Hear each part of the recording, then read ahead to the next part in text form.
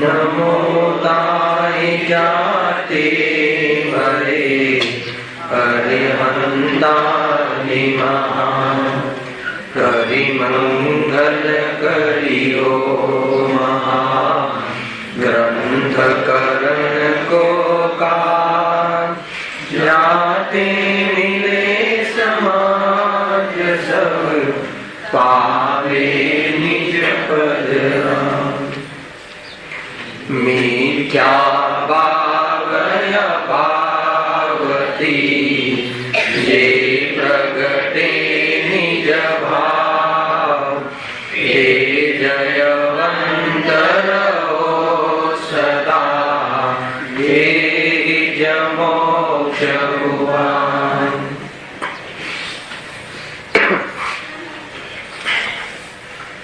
श्री मोक्ष मार्ग प्रकाशक ग्रंथ से બીજાધિકાર ઉપર આપણે સ્વાધ્યાય ચાલી રહ્યો છે. સંસાર વ્યવસ્થાનું સ્વરૂપ, કર્મના ઉદયમાં કેવી પ્રકારની વ્યવસ્થાઓ જીવને થાય છે એની ચર્ચા છે. પેજ નંબર કઈ છે? 44 પર આપણે આવ્યા છીએ.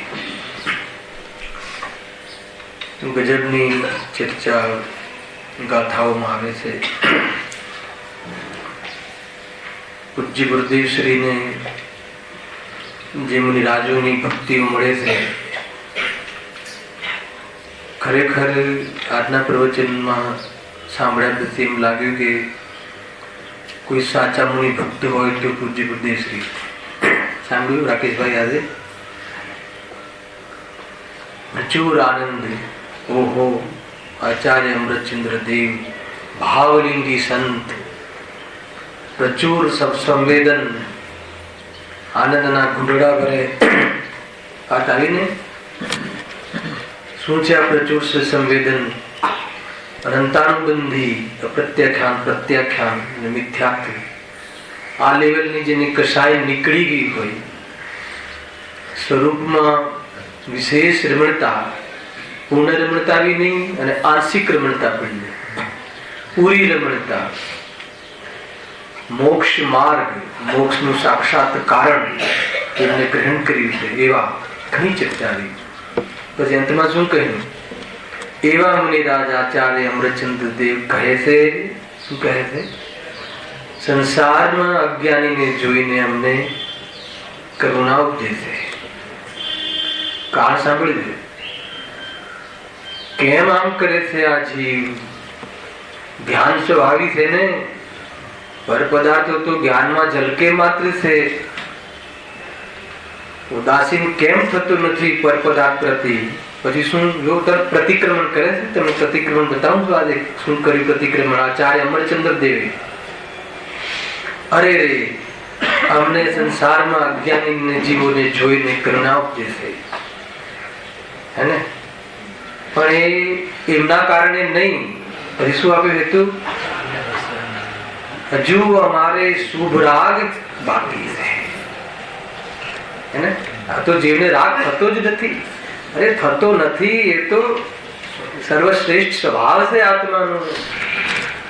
અહીંયા આચાર્ય અમૃતચંદ્ર દેવ પ્રચુર સ્વસંવેદનમાં 6ઠા-7મા ગ્રંથમાં ઝૂલવા વાળા જીવ સ્વયં કહે છે કે હજુ અમને શુભરાગ બાકી છે ને, હજુ શુભરાગ ઉભો છે ને, એને લઈને શું થાય છે? અમને અજ્ઞાની જીવો પર કરુણા ઉપજે છે. અજ્ઞાની જીવના કારણે રાગ થાય છે એમ નહીં, એ તો મિથ્યાત્વ. અને પરિણતિમાં રાગ જ નથી એમ માને તો પણ મિથ્યાત્વ, અને રાગને પોતાનું સ્વરૂપ માને તો પણ મિથ્યાત્વ. શું વાત છે! ખ્યાલ આવ્યો કે નહીં? અમને રાગ છે જ નહીં એવું છે નહીં. કુલ મળીને શું કહેવું છે? રાગ થયો છે, દ્વેષ થયો છે, અમને પણ રાગ થયો છે. એ પરદ્રવ્યના કારણે નહીં, સ્વરૂપમાં રહેવાનો પુરુષાર્થ વિશેષ નથી ઉપડ્યો. કમજોરી થોડી રહી છે તો એ કમજોરીને ભૂમિકા અનુસાર એવો રાગ આવ્યો છે. કેવો રાગ આવ્યો છે? કે બધા જીવો ભગવાન બની જાય, કેમ એનો પુરુષાર્થ કરતા નથી? આટલો સારો અને પ્રશસ્ત માર્ગ કેમ અપનાવતા? જ્ઞાનીને રાગ આવે તો આ ક્વોલિટીનો આવે કહેવાનો અર્થ. પણ એ ખેદ છે, અમને સોચ થાય છે, આવ્યું ને? પણ એનો અમને ખેદ વર્તે છે. શાનો? આ રાગ અમને ઉભો છે એનો ખેદ વર્તે છે. એની ક્રેડિટ નથી જોઈતી, એનો અમને મહિમા નથી આવતો કે અમને કરુણા ઉપજી છે. એનો એ તો અમને ખેદ વર્તે છે કે હજુ અમારે આટલો રાગ ઉભો છે. રાગ ગયો તો પછી હે બધા જીવો આ માર્ગમાં પામો એવો રાગ રહે જ નહીં ને. શુભ રાગ ગયો તો ગયો. બહુ સુંદર ચર્ચા આવે છે વાસ્તવમાં. અમૃતચંદ્ર દેવ એમ કહે છે, કોના કારણે રાગ થાય છે? દીકરાના કારણે. દ્વેષ કોના કારણે થાય છે? શત્રુના કારણે કે કર્મના કારણે? અરે મારી કમજોરી છે, હું અપેક્ષા રાખું છું, પર પદાર્થ મારી રીતે પરિણમે એવી મારી ખોટી સોચ છે, ખોટી દ્રષ્ટિ છે, અને એ પ્રમાણે અનુકૂળતા ન મળે તો દ્વેષ ઉપજે છે અને દુઃખી થાવ. સુખ દુઃખના કારણો ક્યાં છે? ખ્યાલ આવે કે નહીં? જોરદાર છે આમ નિરૂપણ પદ્ધતિ. બહુ સુંદર ચર્ચા. જો મૂળ વિષય ક્યાં આવે આપણે? વેદનીય કર્મોજન્ય અવસ્થા. એનો મૂળ ગઈકાલે એક પેરેગ્રાફની ચર્ચા થઈ ગઈ, ગયા રવિવારે પણ એની ચર્ચા થઈ હતી, કાલે ફરીથી ચર્ચા થઈ હતી. એમાં એટલો વિષય આવી ગયો, કેટલો વિષય આવ્યો કે અઘાતી વેદની કર્મના ઉદયથી આ જીવને બાહ્યમાં સુખ દુઃખના કારણો મળે છે. જો થીમ લઈએ છે, આપણે આગળ વધી રહ્યા છીએ અનુસંધાન કરી. જે આજે આવ્યા હશે એમને પણ વાત સમજમાં આવશે, એટલે અનુસંધાન માટે થોડીક બે લીટી લઈએ છીએ. વેદનીય કર્મના ઉદયમાં જીવને સંસારમાં કેવી પરિસ્થિતિઓ ઊભી થાય છે, અને એ પરિસ્થિતિઓમાં મોહના કારણે સુખ દુઃખનું વેદન કરે છે. સુખ એટલે કયું?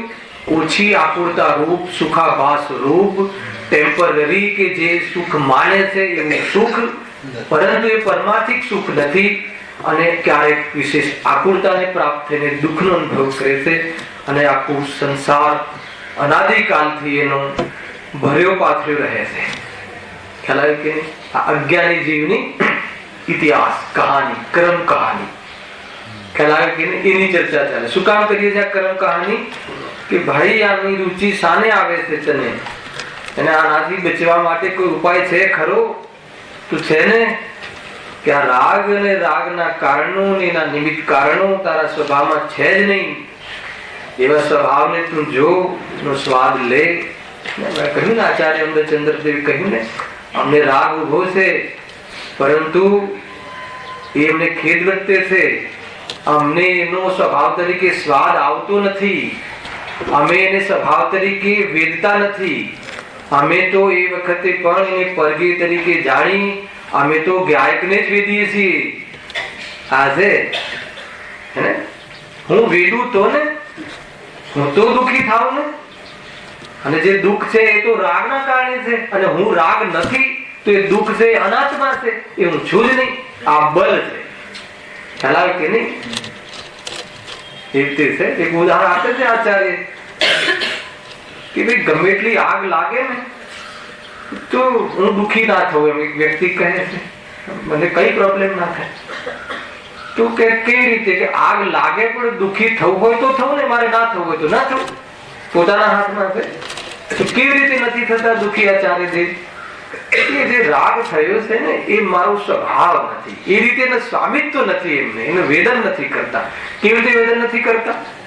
મારો સ્વભાવ છે એમ વેદન નથી કરતા. તો પછી વેદન છે શું છે? એ રાગનું જ્ઞાન છે, અને રાગનું ફળ દુઃખ છે. એ બંને તત્વ જીવ તત્વ નથી. હું તો જીવનું વેદન કરું છું, અને એ હું નથી એવું વેદન કરું છું. એટલે ખરેખર હું તો આનંદમાં. શું લોજિક છે, શું ન્યાય. હવે એ તો એમને જ દેખાય જે વેદે એને ખ્યાલ આવે, અને જે વેદે એ મુનિનાથની આ પરિસ્થિતિને સમજી શકે. ખ્યાલ આવે કે નહીં? જે સ્વયં વેદે કોઈ સમ્યનિષ્ઠ જીવ હોય તો વિચારી શકે કે શરીર જલતું હોય, બહારમાં વાઘ શરીર ખાતું હોય, તો પણ તો ખાય છે શરીર ને, મને ક્યાં ખાય છે? જેને ખાય છે હું નથી ને. એ બલ ઉપર હું શું કામ ચિંતા કરું? ચિંતા તો એને થાય કે જેનું લૂંટાતું હોય. મારું તો કઈ લૂંટાતું નથી. થીમ ખરાવી કે આ બલ છે, સત્તાનું બલ છે. તો જેટલો રાગ થાય છે તો રાગ મારો ક્યાં માનું છું પહેલાથી ચતુર્ગુણ સ્થાનથી. એ રાગ છે, રાગ પ્રમાણે દુઃખ છે, સ્વભાવ નથી. સ્વભાવમાં દુઃખ ન હોય, સ્વભાવમાં રાગ નથી. એટલે હું તો સ્વભાવનો વેદ્યો છું, તો સ્વભાવનો સ્વાદીયો છું. ખ્યાલ આવ્યો કે નહીં? એટલે આ કલુષતા એ મારો સ્વાદ નથી, હું તો એ જ્ઞાનનું વેદન કરું. આ છે મૂળ મુનિ દશા. તો આ અને જે બહારમાં પર્યાયની સિચ્યુએશન છે એ તો જાણેલી પ્રયોજનવાન છે, અને જે સ્વભાવ છે એ તો આદરેલી પ્રયોજનવાન છે. આનું નામ જ્ઞાનીની ચાલ છે. જ્ઞાની આ રીતે ચાલે.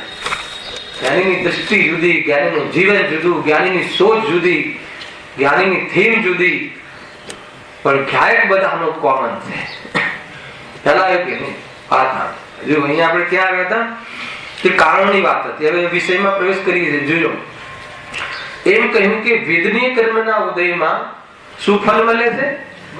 બાહ્યમાં સુખ દુઃખના કારણો મળે છે. બરાબર? બાહ્યમાં એટલે ક્યાં? સંયોગમાં. કોને મળે છે? આત્માને મળે છે. હે ને? આત્માને સંયોગમાં આ બધી સ્થિતિ મળે છે. તો કઈ રીતે કીધું સુખ દુઃખના કારણો?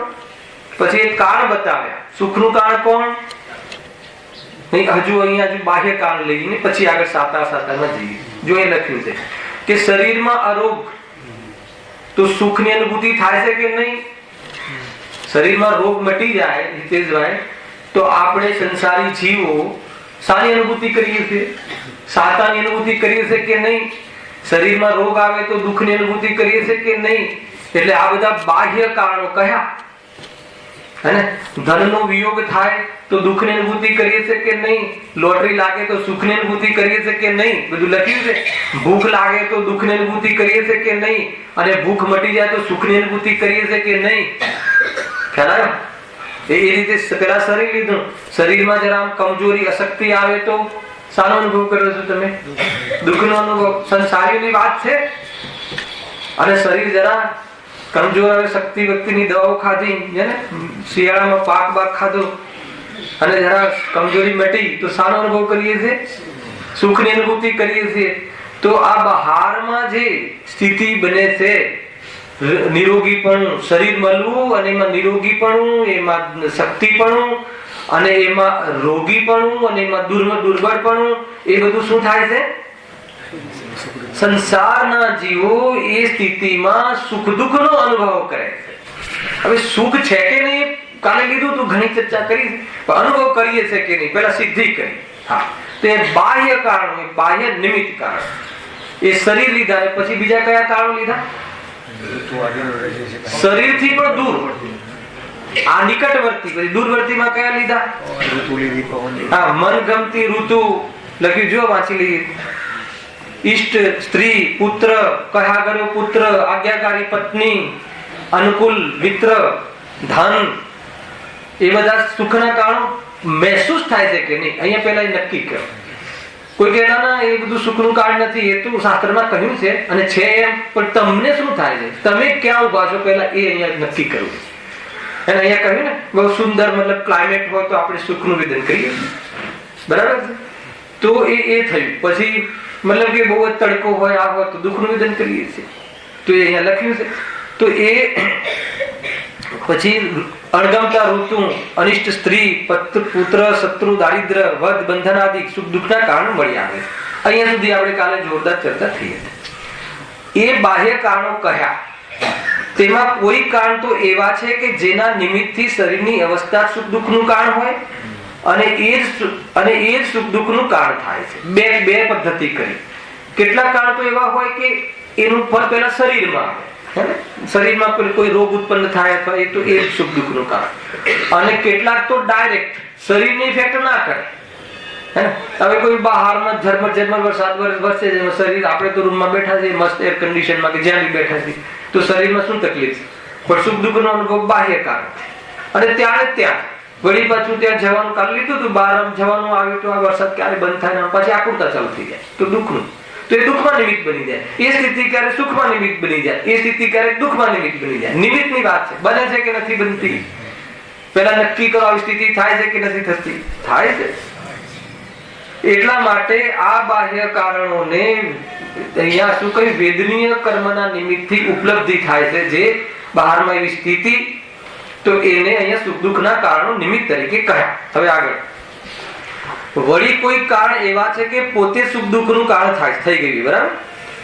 એ પ્રમાણે કારણોનું મળવું વેદનીય કર્મના ઉદયથી થાય. મૂળ વાત અહીંયા શું કરવી છે? હવે રોલ ચાલુ થાય છે. મૂળ કે વેદનીય કર્મના ઉદયથી બહારમાં પાંચેન્દ્રિયના ભોગોમાં અનુકૂળ પ્રતિકૂળ સિચ્યુએશન ઊભી થાય છે. ખ્યાલ? આપણને પાંચેન્દ્રિયનો ભોગ આપણે સુખ માનીએ છીએ. સંસારી જીવ પાંચ ઇન્દ્રિયના ભોગોને ઇન્દ્રિય સુખ માને છે. માને છે? પાંચ ઇન્દ્રિયના વિષયમાં સુખ માને છે. ટીવી જોવાનો એ ચક્ષુ ઇન્દ્રિયનો વિષય છે, તો આપણને એમ લાગે છે કે આજે તો બહુ મજા આવી ગઈ, હે ને? તો એ રીતે છે. તો એ પ્રમાણે બધા જ વિષયો લઈ લો. ભગવાનની પ્રતિમા એ બી ઇન્દ્રિય વિષય છે. એ કોઈ અતિન્દ્રિય જ્ઞાનનો વિષય નથી. અતિન્દ્રિય સુખનો વિષય નથી. ચક્ષુ ઇન્દ્રિયનો વિષય છે. શાસ્ત્ર કર્ણેન્દ્રિયનો ભેદ એટલો છે કે શુભ ને અશુભ, પરંતુ છે બધા ઇન્દ્રિયોના વિષય. સ્વાધ્યાયમાં મજા આવી. આજે સ્વાધ્યાય જોરદાર થયું, બહુ મજા આવી. બહુ આનંદ આવ્યો કે ના આવ્યો? ખરેખર આનંદ આવ્યો ને? તો એ આનંદ કયો છે? પારમાર્થિક આનંદ નથી. એ બહારના શબ્દો સાંભળી અને જે બહારમાં એ પ્રમાણેનો તત્વ વિચાર કર્યો અને કસાય મંદ પડી, તો ત્યાં મોહ ઢીલો પડ્યો, તો આકુરતા ઓછી લાગી, પોતાને છૂટવાનો માર્ગ દેખાયો, અને એ પ્રમાણે એમાં મોહથી બંધન છૂટવાની વાત ખ્યાલમાં આવી, તો એ છૂટ્યો નથી, પણ મોહ ઢીલો પડ્યો છે. એને આકુરતા ઓછી લાગી, એ સુખ લાગે છે. અને પૂર્વમાં આવું બધું હોય છે, પરંતુ આ રીતની પરિસ્થિતિ તો અનેક વાર થઈ. આગળ આવવા વાળું જો હા, એ પ્રમાણે કારણો મળવું વેદનીય કર્મના ઉદયથી થાય છે. બહુ જોરદાર વાત છે. પુણ્ય પાપની વાત આવી. અહીંયા એમ કહે છે કે શૈલેષભાઈ, આ શાસ્ત્ર સ્વાધ્યાયનો અવસર મળ્યો, એ પુરુષાર્થ છે કે પુણ્યના ઉદયથી? બહુ ભારે પડે છે. આપણને એમ લાગે છે કેટલો પુરુષાર્થ કરીએ છીએ, તમને ખબર છે? અમે ઘરેથી છોડીને બધા આવીએ છીએ અને બહુ મહેનત કરીને નહીં. અરે આ તો કે બહારમાં એ તો એ રીતનો વેદનીય કર્મ એ સિચ્યુએશન ઊભી કરી. એ કોઈ પુરુષાર્થ નથી. આપણે સ્વાધ્યાયને પુરુષાર્થ સમજી બેઠા છીએ. આપણે શાસ્ત્ર સાંભળવાને પુરુષાર્થ સમજી બેઠા છીએ. અરે શાસ્ત્ર સાંભળવાનો રાગ શુભરાગ છે, એ મારો સ્વભાવ નથી, એવી પ્રતીતિનું નામ પુરુષાર્થ. અને એવી પ્રતીતિ પૂર્વક શાસ્ત્ર સાંભળવાનો રાગ પણ મટી અને સ્વરૂપમાં લીન થઈ જાય, એ વિશેષ પુરુષાર્થ છે. શું ગજબની વાત છે! ખ્યાલ આવે છે કે નહીં? આપણે તો શું સમજે ને, અમે તો આ બધું આ પુરુષાર્થ નથી, આ બધા પુણ્યના બધી રચનાઓ છે. આ બહારમાં શાસ્ત્ર મળવું એટલું છે કે અત્યારે સાતાનો ઉદય છે. કેમ સાતાનો ઉદય છે? કે આપણને શાસ્ત્ર સાંભળવાની ઈચ્છા થઈ છે અને બહારમાં એવી જાતિની પરિસ્થિતિ થઈ છે, અને એ પ્રમાણે ઈચ્છાના અંશ ડાઉન થયા છે. મોહ ત્યાં એ પ્રમાણે ઢીલો પડ્યો છે. કેમ ઢીલો પડ્યો? એ પ્રમાણે અનુકૂળતા બહારમાં આપણને યોગ્ય લાગી, ભાસી. કોઈ પદાર્થ અનુકૂળ પ્રતિકૂળ છે નહીં. આપણી ઈચ્છા પ્રમાણે આપણે એમ માન્યું. શું માન્યું? સાંભળ્યું બરાબર? પહેલા તો આ શાસ્ત્ર સાંભળવા આવ્યા, શાસ્ત્ર સાંભળવાની ઈચ્છા અને શાસ્ત્ર સાંભળવાનો અવસર, બંનેનો ટ્યુનિંગ મળ્યું. એ કામ કોને કર્યું? આત્માએ કર્યું, શરીરે કર્યું, સર્વજ્ઞ ભગવાને કર્યું, ગુરુદેવની મહેરબાનીથી થયું કે સારા? તો કે વેદનીય સાતા વેદની કર્મનો ઉદય. હવે મોહનો રોલ ચાલુ થશે. કયો ચાલુ થશે? કે આમાં જીવ સુખ માને છે. મોહની કર્મના ઉદય એ મિથ્યાત્વ થઈ ગયું. ખ્યાલ આવે? એ વખતે મોહનીય કર્મ સાતા ક્યારે થાય? અહીંયા સાતા ક્યારે થાય? આમાં આપણે સ્વાધ્યાયનો કાર્યક્રમ ઝંઝટ લાગે તો અસાતા થાય, અને સ્વાધ્યાય સાંભળવાનો જે માહોલ છે એ સુખરૂપ લાગે અને મળવું અને સુખરૂપ લાગવું બે અલગ અલગ કર્મોની કાર્ય છે. આ મળવું એ વેદનીય પુણ્ય કર્મનું કાર્ય છે, અને એમાં સુખરૂપ લાગવું એ મોહનીય કર્મનો રોલ છે. મૌન્ય કર્મથી, દર્શન મૌન્ય કર્મથી આને સુખરૂપ માને છે, અને એ વખતે સુખરૂપ માને છે ને એ વખતે એ મળવાના કારણે ઈચ્છાના અંશ ડાઉન થાય છે, એટલે એને સાતાનું વેદન થાય છે. પરંતુ આ બધી પારમાર્થિક પરિસ્થિતિ નથી. તમે સાંભળજો, બહુ જોરદાર ચર્ચા છે. જો એ પ્રમાણેનું કારણો મળવું વેદનીય કર્મના ઉદય છે. અહીંયા સુધી તો કયા કારણો? આ બહારની સિચ્યુએશન, ભૂખ લાગી એટલે રોટલા મળ્યા, એ રીતે ધનની ઈચ્છા થઈ તો વેપાર મળ્યો, ઓર્ડર મળ્યા, આ બધી ચીજો ઉભી થઈ. સાંભળજો હવે, એ બધું કયા વેદનીય? વેદનીયમાં કયું? સાતા વેદનીય અને અસાતા વેદનીય. કમાવાની ઘણી ઈચ્છા છે, ઘર લેવું છે, આ છે, બધા ઘણા ખર્ચા છે, પરંતુ બહારમાં 24 કલાક મજૂરી કરે, ઊંધો પડી રહે, પરંતુ રૂપિયાની તો ઇન્કમ ના થાય, તો એ કયા ઉદય છે?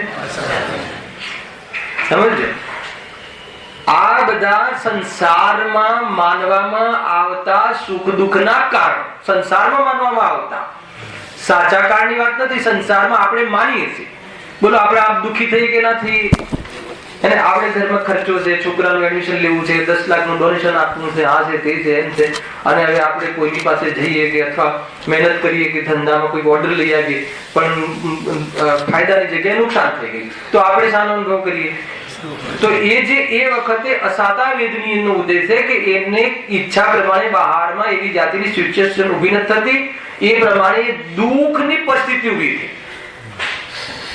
હવે દુઃખી થવું કે ના થવું, આ દુઃખની પરિસ્થિતિ ઊભી કરવી એ વેદનીય કારણ, સુખની પરિસ્થિતિ ઊભી કરવી એ વેદનીય, સાતા વેદનીય, દુઃખની પરિસ્થિતિ ઊભી કરવી એ અસાતા. એટલો ખ્યાલ આવી ગયો? એનાથી શું લાભ થયો ભાઈ? એનાથી બહુ મોટું વૈરાગ આવી જાય. અરે આ જીવો, મને આ લોક આમ કરે છે, સમાજ આમ કરે છે, મિત્રો આમ કરે છે, બાપા સામે નથી જોતા, કાકા સામે નથી જોતા, નાના છોકરો એને વાલો લાગે છે, એને જ આપ કરે છે.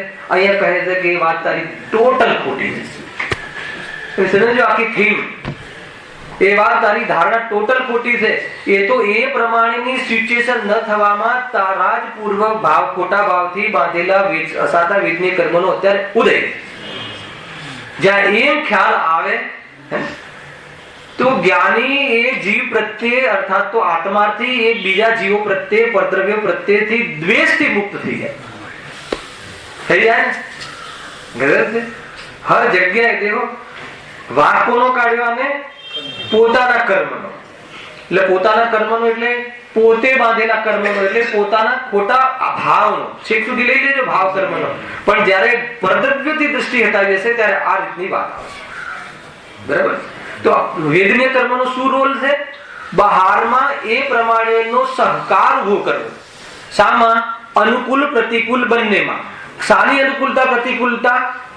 ઇન્દ્રિય સુખની, ઇન્દ્રિય ભોગોની. આખું ક્લિયર થયું છે ને? ન થયું તો ફરીથી કહેજો, બહુ સુંદર ચર્ચા થયા. સાતા વેદનીય, અસાતા વેદનીય કરવાનો શું રોલ છે? સામા નિમિત્ત બને છે સુખ દુઃખના કારણો લાવી આપવામાં.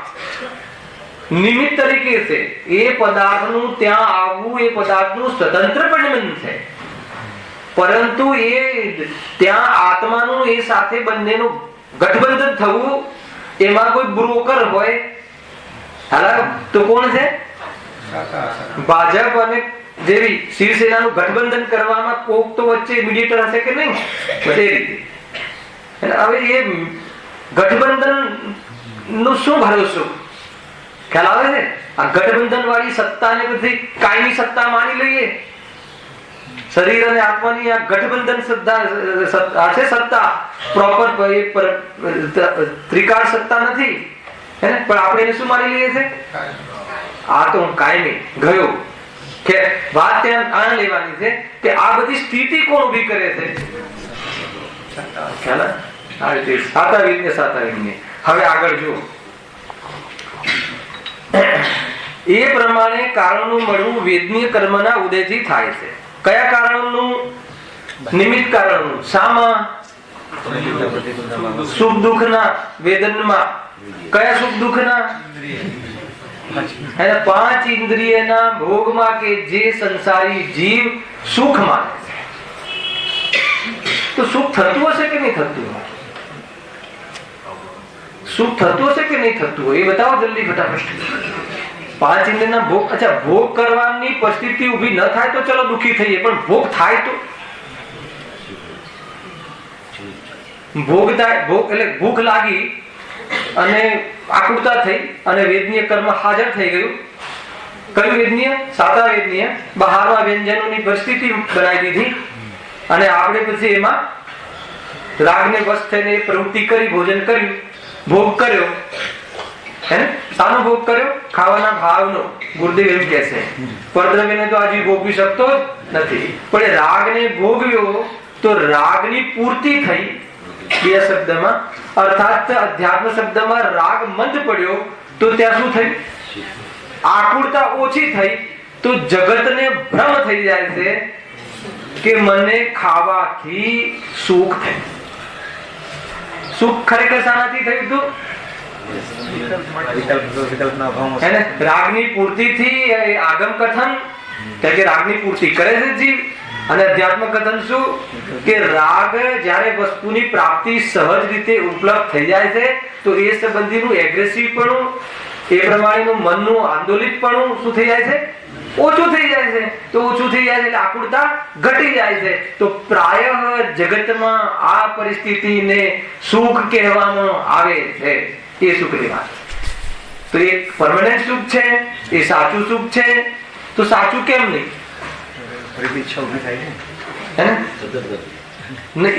અચ્છા એ સુખ નથી? અતિન્દ્રિય મતલબ કે એ કસાઈ ગઈ એ સુખ નથી? સુખ છે પણ એને સાચું કેમ નહીં? અરે સુખ તો સ્વભાવમાંથી જ આવે, ચાહે ઇન્દ્રિય વાળું હોય કે ચાહે અતિન્દ્રિય વાળું હોય. પણ સાચું એટલે નથી કે એ ઇન્દ્રિયમાંથી માને છે. આવે છે ક્યાંથી? અચ્છા તમારું જ્ઞાન જે છે એ જ્ઞાન સાચું કે ખોટું? સંવૈજ્ઞાનિક છો ના? તરત જ અરે કેમ ડરી ગયા? તમે જો પ્રયોગમાં લઈએ, અરે જ્ઞાન તો બધાનું સાચું હોય છે, પરંતુ આપણે માનીએ છીએ કે આ જ્ઞાન ઇન્દ્રિયોથી થયું. એને જ્ઞાન ઇન્દ્રિયોથી થયું એ માન્યું, એ જ્ઞાન ક્યાંથી આવે?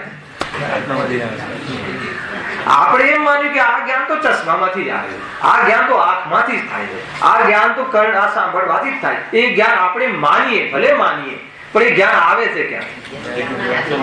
એટલે જ એનું જ્ઞાન સાચું, એમના મિથ્યા સમજમાં આવે છે. કાંઈ ભાઈ ગિરીશભાઈ હવે પકડાય છે વાત ને?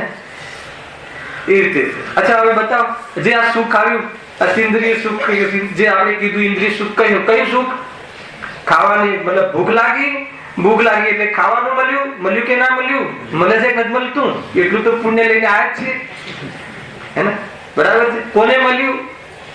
શરીરને મળ્યું. ક્ષુધા કોને થઈ હતી? શરીરનો ધર્મ. ખ્યાલ આવે કે નહીં? જીવને એટલું શું હતું? વાસના. એ વખતે બધી અનુકૂળતા થઈ ગઈ. જલેબી ખાવાનું મન થયું ને વેવાઈને ત્યાંથી જલેબીનો ડબ્બો આવ્યો ને આને જલેબી ખાધી ને આ થઈ જે તો એની રાગની પૂર્તિ થઈ. ઠીક છે? તો રાગની પૂર્તિ થઈ તો એ રાગની પૂર્તિ થઈ એટલે એને પૂર્તિ કરી. પહેલા તો પૂર્તિ કરવા માટે બાહ્યમાં સામગ્રી તો જોઈએ. પૂર્તિ કરવા માટે સામગ્રીને સ્થિતિ જ ના બને. અરે સામગ્રી એ હોય અને રાગે હોય પણ ડોક્ટર ના પાડી દે, તો પૂર્તિ કરવાનો અવસર જ ના રહે. તો શું અનુભવ કરે છે? તો એને પ્રતિકૂળ લાગે છે. અને પૂર્તિ કરવાની ઈચ્છા થઈ અને બહારમાં વ્યવસ્થા મળી અને એ પ્રમાણે પરિણમન કર્યું, રાગને ભોગવ્યો, રાગની પૂર્તિ કરી તો શું થયું? રાગને ભોગવવાના કાળમાં એ રાગના રુચિના અંશો ડાઉન થયા. તો એ વખતે આકૃતા ઓછી થઈ તો એને અહીંયા સુખ કહ્યું, પણ એ સાચું સુખ નથી. તો બતાવો એ આવ્યું કે સુખ છે થયું, એ આવ્યું ક્યાંથી? સ્વભાવમાંથી. પણ એને સાચું કેમ નહીં? કેમ કે એને માન્યું કે જલેબીમાંથી આવ્યું, બીજું જલેબીના રાગમાંથી આવ્યું, ત્રીજું જલેબી આપવા વાળા વેવાઈએ આપ્યું. 3 પ્રકારના કૂતરા છે મોક્ષમાર્ગ પ્રકાશકમાં. આપણી વાત નથી, કૂતરાઓની વાત. કયા 3 ખબર? 3 કે 4 કે 2? બરાબર. એક ગાડાની નીચે ચાલવા વાળું, એક પોતાના હાડકામાંથી લોહી ચૂસે અને લાકડા હાડકામાંથી આવે છે એમ માનવા વાળું, અને કોઈ લાકડી મારે તો લાકડી મને મારે છે એમ કરીને લાકડી પકડવા વાળું. આવા કૂતરા ક્યાં છે? એવું કહેવાય. છે મોક્ષમાં પ્રકાશ ત્રણ ઉદાહરણ આપણે એવી પદ્ધતિથી જીવીએ છીએ. સમજમાં આવે છે કે નહીં? બોલો બોલો. તમે કીધું આ સુખ સ્વભાવમાંથી આવ્યું, એમાં ચોખ્ખું જશે. કારણ કે પરમાનન્ટ છે તો સુખ આવે નહીં. હા. છે પદનું લક્ષ અને સ્વભાવમાંથી સુખ આવ્યું એવું કઈ રીતે? મને એ બતાવો. એટલે મેં તમને ઉદાહરણ આગમનું આપ્યું કે ભાઈ ઇન્દ્રિય જ્ઞાન છે ને, આપણે આંખના માધ્યમથી જાણીએ છીએ, કાનના માધ્યમથી જાણીએ છીએ. આપણે માનીએ પણ છીએ કે મને જે જ્ઞાન થાય છે શાસ્ત્રોમાંથી આવે છે. આપણે એમ માનીએ છીએ કે મને જે જ્ઞાન થાય છે એ ખરેખર મારે આંખમાંથી આવે છે, ઇન્દ્રિયથી જ આવે. એ જ્ઞાન ભલે તમે માનો છો અને આવે પણ છે, જ્ઞાન તો થઈ જ રહ્યું છે, પણ એ જ્ઞાન આવે છે ક્યાંથી? જ્ઞાયકમાંથી. પરંતુ અજ્ઞાન શું છે? માને છે કે આ જ્ઞાન અહીંયાથી આવ્યું. અરે આજ સુધી આત્માએ મીઠાને તો વેદ્યો જ નથી. સાંભળજો કડક વાત. પરંતુ આજ સુધી અજ્ઞાનીએ રાગને પણ વેદ્યો નથી. બહુ ડેન્જર વાત છે. ખ્યાલ તો અજ્ઞાની વેદે છે સામે, જ્ઞાનને જ વેદે છે. તો અજ્ઞાની કેમ વેદે છે? જ્ઞાનને માને છે કે હું રાગને વેદું છું. અરે રાગને વેદું છું એટલું નથી માનતો. રાગનું પરિણમન માને તો કમસે કમ સમજમાં આવે કે ભાઈ આગમથી પર્યાયની ઓરથી કથન કરે છે. એ તો માને છે કે હું તો મીઠાને વેદું છું, પરદ્રવ્યને વેદું છે. માને છે. આ મોટું અજ્ઞાન. મળ્યો જવાબ? હા, પણ એ અરે એમ કહે છે કે આત્માને બેન્સરી કહે છે કે આ જાગતો જીવ ઉભો છે. જાગતો જીવ ઉભો છે એટલે કે કઈ જ્ઞાયક ભાવ ત્રિકાલ એક રૂપ છે, પેટીમાં પેક નથી. એનું દસ્તક, એનું અલક્ષણ, એની છાપ હર સમયમાં પર્યાયમાં ઉછળ્યા કરે છે, હર સમય પર્યાયમાં આવ્યા કરે છે. પણ આ જીવ એને જોતો નથી. બસ વાત એટલી છે. એટલે જો શાંતિ થઈને મને બતાવો, શાંતિ આવી એ આવી શામાં? શાંતિ તો જેમાં હોય એમાંથી જ આવે છે, પણ એને માની શામાંથી? બસ એ અજ્ઞાન. જો એનું અજ્ઞાન તૂટ્યું કે આત્મામાંથી આવી તો શું થશે? તો કે આ ધનમાંથી નથી આવી, આ વ્યંજનમાંથી નથી આવી, તો એની દ્રષ્ટિ તૂટી જશે. સમ્યક દ્રષ્ટિ થઈ ગયું. અને રાગમાંથી નથી આવી, એ રાગ થયો છે, એ તો આકુરતા હતી, તો રાગની દ્રષ્ટિ તૂટી ગઈ, તો એ સમ્યક દ્રષ્ટિ થઈ ગયું. પછી થશે શું? જ્યાંથી આવી એવી એને અનુભૂતિ થઈ, એ અનુભૂતિના વિષયમાં ઉપયોગ વિશેષ સન્મુખ થશે તો શું થશે? વિતરાગતા વધતી જશે. અને વિતરાગતા જેની વધતી જાય છે એને રાગ ઘટતા જાય છે, રાગ ઘટતા જાય છે. રહેવાનું કથન ખરેખર તો વિતરાગતા વધતી જાય છે. આનંદમાં રહે છે અને રાગ પેદા નથી થતો. એનું નામ રાગ નાશ કર્યો અને આનંદ પ્રગટ થયો. ખ્યાલ? આ આખી ફ્રેમ છે. ખૂબ જોરદાર સમજમાં આવે એવું છે ભાઈ. કેટલી નાજુક ભૂલ છે. મતલબ કે હું એ નથી કહેતો કે જે ગાયક પ્રભુ બેઠો છે, અરે ગાયક પ્રભુ જે બેઠો છે ને એ તો 12મા ગુણસ્થાને મુનિ રાજોને પણ જ્ઞાનનો વિષય નથી બનતો. ખ્યાલ આવે છે કે નહીં? કેમ કે 12મા ગુણસ્થાન સુધી તો આ જીવને આત્માનું પરોક્ષ વેદન છે.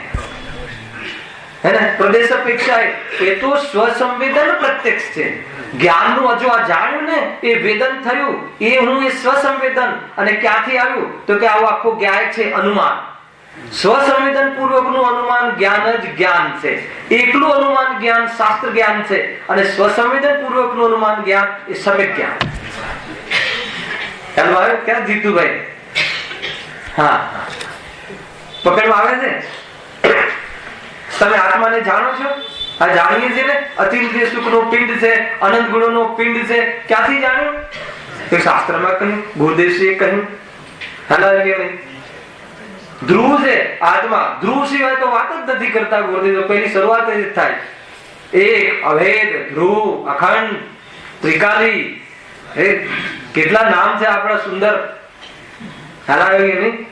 તો એ ત્યાંથી શરૂઆત કરે.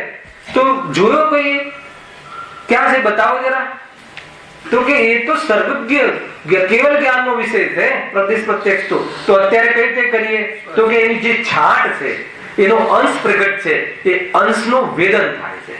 અને અંશના વેદનમાં પૂરા સામર્થ્યનું વેદન થાય. હેલા? જો આ જાણવું થયું ને, આ જો આ અંધારાને જાણ્યું, અંધારાની મહત્વ નથી. આ જાણ્યું ને, એ જાણવું એ તારો સ્વભાવ છે. તો જાણવું એ મારો સ્વભાવ છે. તો કેટલું જાણે પ્રભુ? અરે બે વસ્તુ, બે વિઝન બને છે. જાણવાનો સ્વભાવ છે, કરવાનો સ્વભાવ નથી. કર્તૃત્વ કર્યું. જાણવાનો સ્વભાવ છે, સર્વ પદાર્થોને જાણવાનો સ્વભાવ છે, એવું આ સામર્થ્યનું વેદન કરવું. સર્વ પદાર્થ ક્યારે જણાશે? કેવલ જ્ઞાન થશે ત્યારે. પણ સર્વ પદાર્થને જાણવાનો સ્વભાવ છે, એનું સામર્થ્યનું વેદન ક્યારે થશે? ચોથા વ્યવસ્થા. તો એ સ્વસંવેદન પ્રત્યક્ષ થયું. તો આવું જાણવાનું આવે છે ક્યાંથી? તો કે ગાયકમાંથી. તો એ અનુમાન કરે. ગાયકનું તો અનુમાન જ્ઞાનનો વિષય છે, છદ્મસ્તને, અને એના સામર્થ્યનું વેદન એ ભાવશુદ્ધ જ્ઞાનનો વિષય છે. તો એ પ્રમાણે ભાવશુદ્ધ જ્ઞાન કરે. તો બસ આટલું જ છે. અનુભૂતિ આની બહાર ક્યાંય નથી. સમજમાં આવે છે કે નહીં ભાઈ? હવે બતાવો, તમને જે મીઠું છે એ ખારું લાગ્યું. તો તમને જે ખારું લાગ્યું, તો ખારું લાગ્યું એવું તમને જ્ઞાનનું ફિલિંગ છે કે ખારાશનું ફિલિંગ છે? અને તમને જેવું ખારાશનું જ્ઞાનનું ફિલિંગ છે એવું જ કેવલ જ્ઞાનીને છે, કઈ જુદું છે? એમને તો મીઠું પણ નથી, એમને તો જીભે નથી, એમને તો શરીરે નથી, છતાં એમને જે ખારાનું ફિલિંગ છે એ તમને જીભમાં મૂકવા પર આવેલું ખારાનું ફિલિંગ, એ તમારું જ્ઞાનનું ફિલિંગ અને એમના જ્ઞાનનું ફિલિંગ કેવું છે? સમાન. તો આપણે શું માનીએ છીએ? મેં મીઠાને ચાખ્યું, મેં તો મીઠાને ભોગવ્યું, અને ભોગવ્યું એટલું નહીં, મજા પણ આવી, સાથે ગયો, ખતમ. એનો સંસાર. કોઈ કે તમે સંસાર, સ્ત્રી, પુત્ર, મકાન ને સંસાર બતાવો, કે સંસાર નથી. એ તો વિશ્વમાં રહેલા અનેક પદાર્થોની તે સમય થયેલી વિશેષ પર્યાય. હે ને? સમજમાં આવે છે ભાઈ? હે ને? વાત કર્મની ચાલે છે. પ્રશ્ન આવી ગયો તો બસ વાત આવી ગઈ. જયેશભાઈ પકડાય છે વાત ને? બહુ સુંદર ચર્ચા છે. જીવને તો એટલો મંગલ ને એટલી સુપિરિયર સત્તા છે. સુપ્રીમ સત્તા કોણ છે? America. Supervision, super quality, super શક્તિનું પાવર હાઉસ આ ચેતન. અરે ઉભો થાય, જ્યાંથી ઉભો થાય એટલે અનુભૂતિ કરે, હે ને? તો પૂરું એક સમયની પર્યાયમાં લોક જનકે, અને એ જ્ઞાનમાં જણાયું, એ જ જ્ઞાન 3 લોકની સિદ્ધિ કરે છે.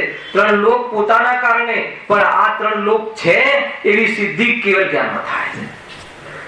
સમજમાં આવે છે કે નહીં? અને એક સમયની કેવલ જ્ઞાનની પર્યાય, હે ને, એ વર્તમાનમાં મતિશુદ્ધ જ્ઞાન પ્રમાણે એ કેવલ જ્ઞાનનો અંશ, કેવલ જ્ઞાન શક્તિનો છાપ, એ કાન, હે ને, એ અહીંયા કહે છે વર્તમાનમાં ઉપલબ્ધ છે. જાગતો જીવ હાજરા હજુર ઉભું છે. હાલ છે, હાલ. અમારે તો રાગ છે ને, તો કોણ ના પાડે છે? રાગ છે પણ તું થયો નથી ને. બે વાત જ્ઞાની ધર્માત્મા. હા, રાગ તો છે જ નહીં, પર્યાય છે જ નહીં. અરે પર્યાય છે એમ નહીં, પર્યાય જેવો તું નથી, પર્યાય જેટલો તું નથી, પર્યાયમાં આવેલા અવધિક ભાવ જેટલો તું નથી. તું તો પૂરો છે. કોણ તું? એ કોણ? સ્વભાવ. અને પર્યાયમાં છે એ શું છે? ખ્યાલ આવે કે નહીં ભાઈ? એ તો એક સમયની કાલવર્તી પર્યાયના વેશ છે, હે ને? અને હું વેશ નથી. અરે કેવલ જ્ઞાન વેશ છે, હું કેવલ જ્ઞાન નથી. રાગ નથી એટલી વાત નહીં. કેવલ જ્ઞાન તો એક સમયનો નાચ છે, હે ને? મને પર્યાય જોઈ અને કેવલ જ્ઞાન રૂપ પરિણમન કરી એના સામર્થ્યનું વેદન કરે, હું તો અવેદક છું. સમજમાં આવે છે કે ભાઈ? આ છે અધ્યાત્મ. અધ્યાત્મ બી કોઈ કમ નથી. ગુરુદેવના શિષ્ય છીએ, હે ને? રગે રગમાં ભર્યું છે. પરંતુ વાત કર્મની ચાલે છે, અને કર્મની ચાલે છે એમાં પણ બતાવી છે દ્રવ્ય દ્રષ્ટિ. એટલે આપણે હર વિઝનમાં વિઝન કરાવીએ છીએ કે દ્રવ્યને જો આ કર્મથી બચવા માટે. અરે આવી સ્થિતિ, ત્રિલોકી નાથ પ્રભુ, હે ને, તને હે પત્ની સુખ આપ, હે રોટલા સુખ આપ, હે ને? બીએમસી બધા ખાડા બરાબર પૂરે તો આપણને સુખ થાય. અરે કહે છે અમારા મુનિરાજોને પ્રચુર આનંદ, એને પરિસર વાવાઝોડા આવે કે ગ્લોબલ ચેન્જ થાય કે ક્લાઇમેટ બદલાય, અરે જે થાય છે બાહ્યમાં થાય છે. પહેલા તમે કહો છો કે એ વાસ્તવમાં બાહ્યમાં છે, મારામાં છે જ નહીં. અને હું મારામાં મારો સ્વભાવને વેદી અને મારામાં રહેવા વાળો, હે ને, એ રહેવા વાળો જીવ છું ભાઈ. તો મને ક્યાં તકલીફ આવી? એ છે સ્વાધીન, સ્વતંત્ર. ને તો એટલા મોટા દેવેન્દ્ર ને ઇન્દ્રો ને સ્વધર્મ ઇન્દ્ર ને રાજા ને મહારાજા ને ચક્રવર્તીઓ ને જે જળ વૈભવમાં નંબર 1 આવીને મુનિરાજોના ચરણમાં નાક રગડે. અરે કહે છે કે નહીં, આપણે ચક્રવર્તીનો વૈભવ સાંભળીને એમ થઈ જઈએ કે મારે આટલું જ. અને એ ચક્રવર્તી આપણા મુનિરાજ એટલે શું? આપણું સ્વરૂપ. હું આવો થઈ શકું એવો હું કોઈ કમજોર કે દિલગીર કે બીમાર કે હે ને એવો નહીં, એવો આત્મા છે ભાઈ. એ સામાન્ય વાત નથી.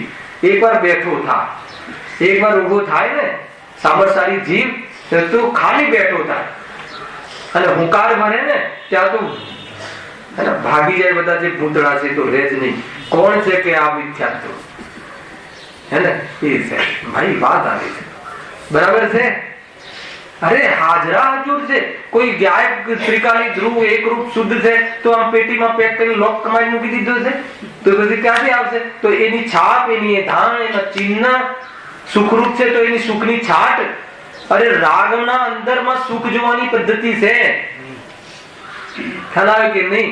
તો એ વખતે એમાં જે આકુરતા મટી છે ને, આકુરતા મટી છે તો સ્વભાવ છે, જેટલી મટી છે એટલી. તો પછી એને સાચી કેમ નહીં? સાચી એટલે નહીં કે સાચી હોવા છતાં, સ્વભાવ હોવા છતાં એ માને છે કે મેં તો જલેબી ખાધી એટલે. તો હવે શું કરશે? હવે બીજું કંઈક શોધશે. પરની આદત છે ને કે પરમાંથી આવે છે એમ. તો પર કેટલા? અનંત, અનંત. અને એક પણ દ્રવ્યમાંથી સુખ આવ્યું નથી અને આ માને છે કે પરમાંથી સુખ આવે છે. તો પ્રેક્ટિસ અથવા ઉપાય કરવા કેટલો સમય જોઈશે? એક દ્રવ્ય પાસે જશે. ગયો કે નહીં આ જીવ? કેટલી વાર ગયો? પસંદજી ને, પસંદભાઈ ને નામ આજે જ ખબર પડી. ખ્યાલ આવે કે નહીં? કેટલી વાર ગયો? અનંત વાર. સુખ કેટલી વાર પામે? તો હવે શું કામ ફરે? પ્રશ્ન છે આ. નીતિનભાઈ સમજમાં આવે છે વાત? જોરદાર છે ભાઈ. ખ્યાલ આવે છે કે નહીં? અરે તું કોઈ બી રીતે ઓછો નથી. અરે ગુણ તો ગુણ, પણ પર્યાયમાં પણ તારી દસ્તક દે છે. તું જાગે નહીં તો કોઈ શું કરે? હર સમય તને દર્શન દે છે. ખ્યાલ આવે કે નહીં? પણ તું દર્શન કરે નહીં તો કોઈ શું કરે? અચ્છા, કોણ રોકે છે? મોહનીય કર્મ કે વેદનીય? ગજબ છે ભાઈ, જોરદાર છે ચર્ચા. એમ છે. કોઈ પ્રશ્ન હવે કે આનંદની વાત આવી ને મહેન્દ્રભાઈ? અરે હે શું બેનશ્રી કહે છે ભાઈ, મારી તો તાકાત નથી. પૂજ્ય બેનશ્રી કહે છે કે આ જીવ જાગતો ઉભો છે એટલે દર્શન દે. માન લો કે આ લાકડું, સાંભળજો, આ લાકડું છે, આ લાકડું આવું છે તેવું છે. સાંભળો, હવે સાંભળો, એનો જવાબ આપવો જ પડે. આવું છે તેવું છે, બતાવો. આમાં આત્માનું દર્શન થયું તમને? અહીંયા આત્માનું દર્શન છે, દર્શન કરતા હોય. આ આવું છે તેવું છે. અરે આ મને ગમે છે એવો રાગ પણ કોનામાં થયો? તો કે જ્યાં રાગ છે ત્યાં આત્મા છે. હાલાવે કે નહીં? આત્માને જોઈ લે તો રાગ જુદો દેખાશે અને આત્મામાં રમી જાય તો રાગ નહીં રહે. આ દર્શન જોતો નથી. હાલાવે કે નહીં? હા છે. સાત તત્વના ભેદોમાં આ ભેદને જો. સાત તત્વ ભેદરૂપ એ વ્યવહારનો વિષય. સાત તત્વમાં એકત્વ બુદ્ધિ, એક પોતાનું સ્વરૂપ ભૂલ, એ મિથ્યાત્વ.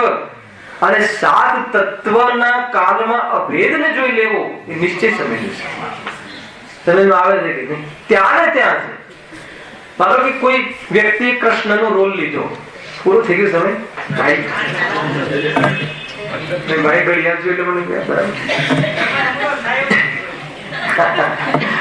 માનો કે કૃષ્ણનો રોલ કોઈ કરે છે, તો જે કૃષ્ણનો રોલ કરે છે જે વ્યક્તિ, એ વ્યક્તિ ત્યાં છે કે નહીં? આવી ગયું? ખ્યાલ આવી ગયો? કૃષ્ણનો રોલ ત્યાં છે કે નહીં? છે.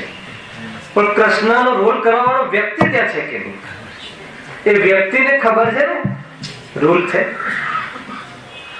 અરે કોઈ અબજપતિ હોય અને મંદિરમાં કોઈ સાંસ્કૃતિક પ્રોગ્રામ રાખ્યો હોય અને એક અબજપતિના છોકરાને ભિખારીનો રોલ આપ્યો હોય, સમજી ગયા?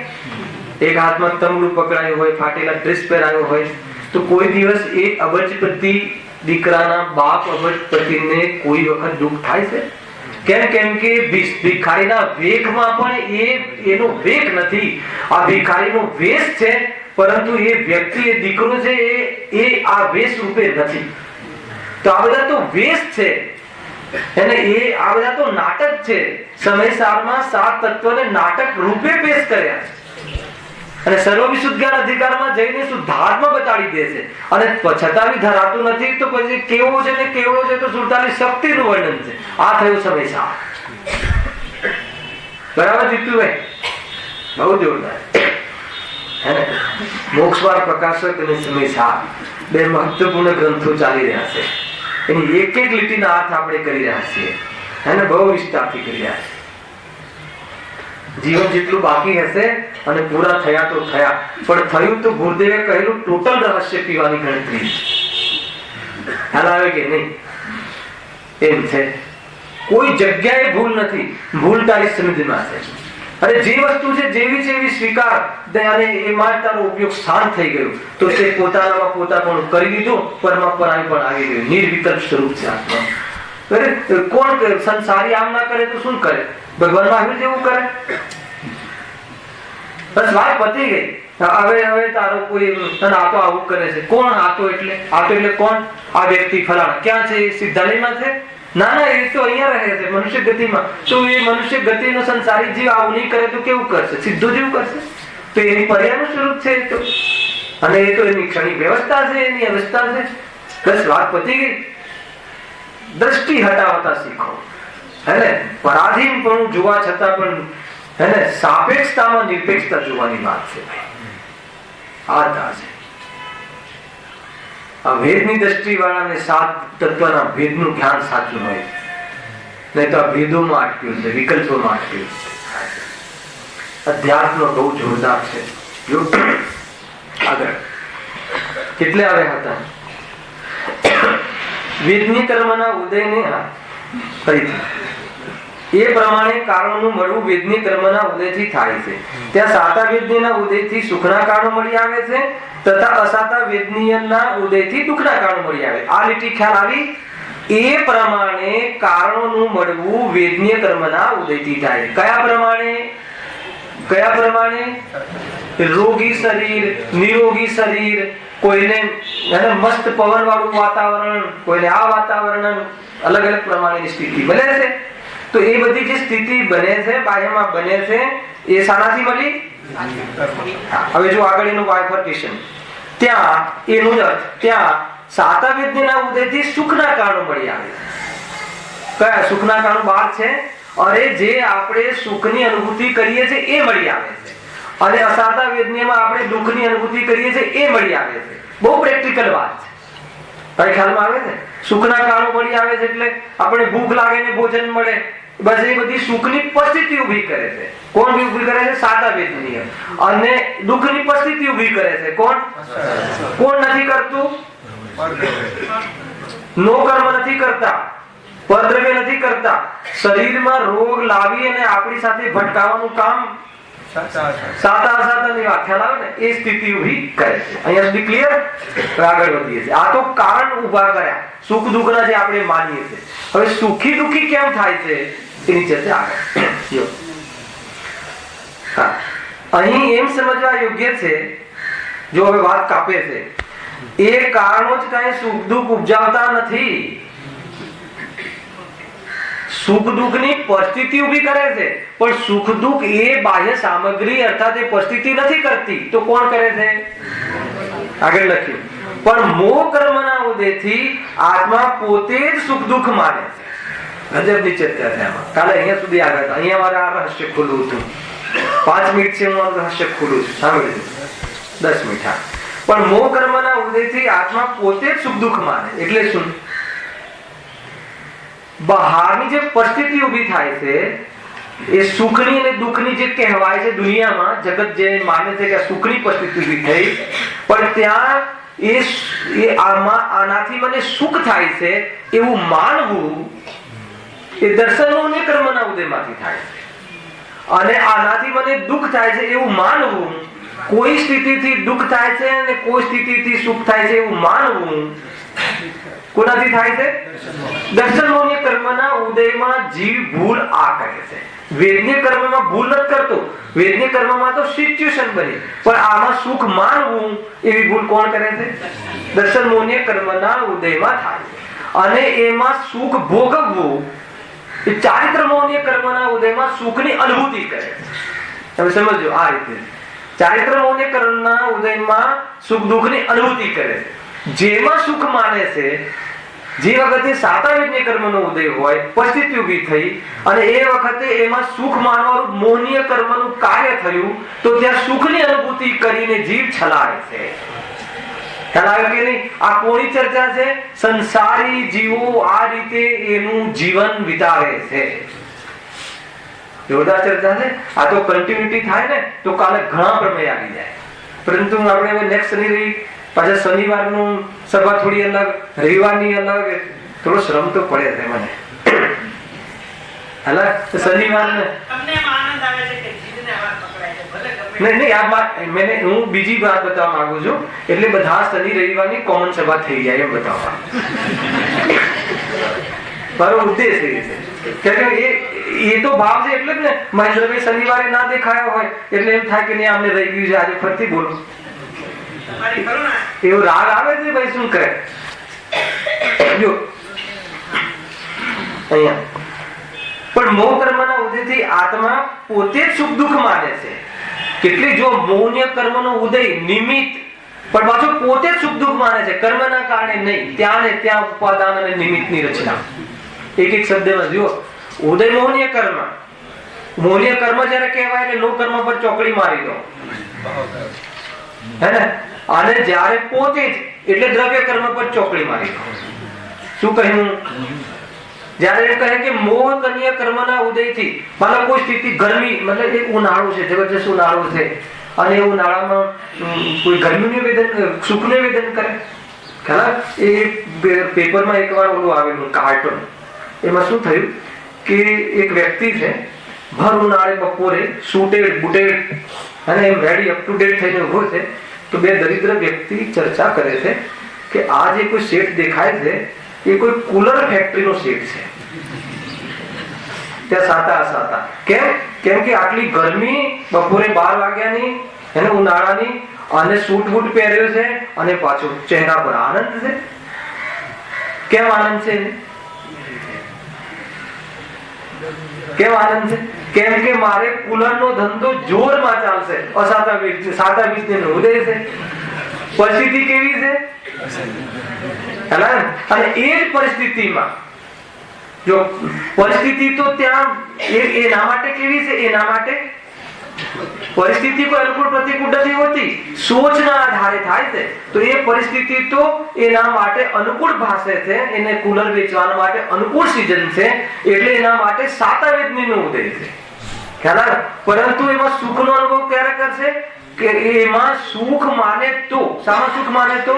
કુલર વેચવાથી મને ઘણો આનંદ થાય છે, મને ઘણું સુખ મળે છે, એવું માનવા રૂપ કાર્ય કોણ નિમિત્ત બને છે? મોહનીય કર્મ. ખ્યાલ? અને એ માને છે દર્શન મોહનીય, અને પછી એ વખતે મલકાય છે, આનંદની અનુભૂતિ કરે છે. એ ચાર્જ ખ્યાલ આવે કે નહીં? તો આ તો છે મતલબ કે બુદ્ધિનું પ્રદર્શન છે. તો કર્મોની આખી જે સિચ્યુએશન બને છે આ રીતે આપણે જીવીએ છીએ. હવે તમે લગાવજો આજે ઘરે જઈને તમને આ બધું દેખાશે. આવું તો કરીએ છીએ આપણે, રોજ કરીએ છીએ. પરિસ્થિતિ એ નહીં રહે પણ બદલાય રાખે છે બધું. સાતા એ રીતે છે. જો હા, પણ મોહ કર્મના ઉદયથી જ આત્મા પોતે જ સુખ દુઃખ માને. વેદનીય કર્મના ઉદયને અને મોહનીય કર્મના ઉદયને એવો જ સંબંધ છે. કેવો સંબંધ છે? આગળ આપ્યું છે. કેવો સંબંધ છે?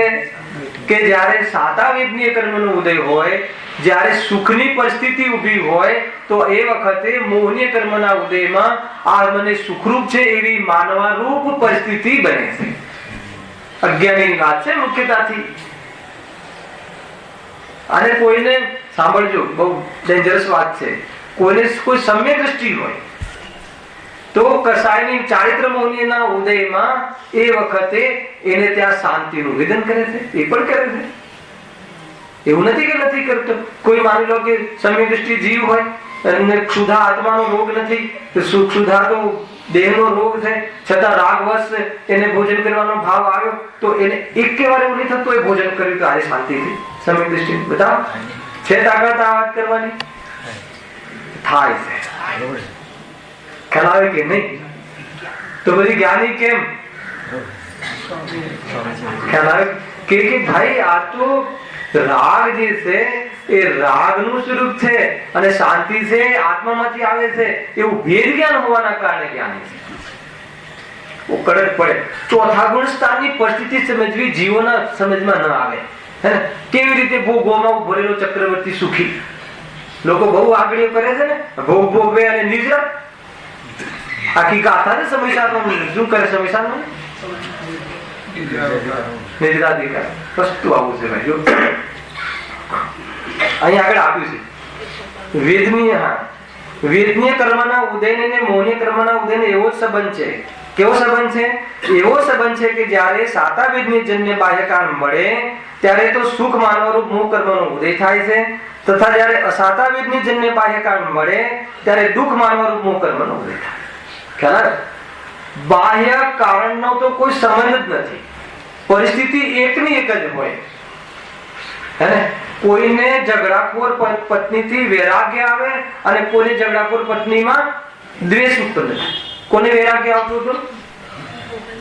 ગોપાલદાસજી ભરૈયા, પંડિત, જૈન સિદ્ધાંત પ્રશ્નોત્તર માળા જેની રચના કરી. જૈન સિદ્ધાંત પ્રવેશિકા. જ્ઞાની ધર્માત્મા ગુરુદેવ તો ઘણું કહે કે દિગંબર જૈન ધર્મના મુનિરાજ તો મુનિરાજ પણ પંડિત તો પણ કેવું પડે. જૂના પંડિત પાછા એમ બોલે. દોલતરામજી અને ગોપાલદાસજી જ્ઞાની ધર્માત્મા. એમની પત્ની કેવી રીતે ખબર છે તમને? કોઈને ખ્યાલ છે? હે? અરે પ્રવચન ચાલતું હોય ને એ બાઈને હુક્કો પીવાની આદત. આપણે તો ઘરમાંથી કાઢી મૂકીએ અત્યારે. ખ્યાલ આવે કે નહીં? હુક્કો પીવાની આદત ને પંડિતજી પ્રવચન કરે મંદિરમાં, આત્માની વાત છેડે અને ત્યાંથી જોરદાર ધુઆ બુઆ થઈને આવે. પેલા તમે મારો હુક્કો ભરો પછી પ્રવચન કરો. પંડિતજી ત્યાં સ્તુતિ કરીને જાય અને હુક્કો ભરીને આવે ને પાછા પ્રવચન કરે. ખ્યાલ આવે ને? તો બધા લોકો પૂછે કે પંડિતજી આ શું છે? તો કે મારા માટે વૈરાગ્યવતી છે. અને હર સમય વૈરાગ્ય અરે સંસારનું સ્વરૂપ આવે છે. એક ભૂલ એક વાર કરી વારંવાર કરવા જેવી સાતા વેદની નો ઉદય એ પરિસ્થિતિ અને કોઈને અસાતાનો આવે તો ખબર નથી પડતી હું પંડિત છું ને ક્યાં કેવું કહેવાય કેવું બને. ખ્યાલ આવે કે નહીં? આવું છે. બહુ ઘણી ચર્ચા છે. આની વિશેષ ચર્ચા આપણે ઉતાવળ કરીને નથી પૂરી કરવી. શનિ રવિ આ વિષયને લઈશું. આના પછી જે આયુ કર્મ જન્ય જે ઉદય આવે છે એમાં જોરદાર ચર્ચાઓનો મારો વિચાર છે. મને આજે ઘણવાનું ચિંતન થયું કે એમાં અકાલ મરણ ને કાલ મરણ ને કાલ નહીં ને અકાલ નહીં ને એમાં વૈરાગ્ય ને ઘણી બધી ચર્ચાઓ આપણે યોગ્ય સમય કરીશું. સહેજાનંદ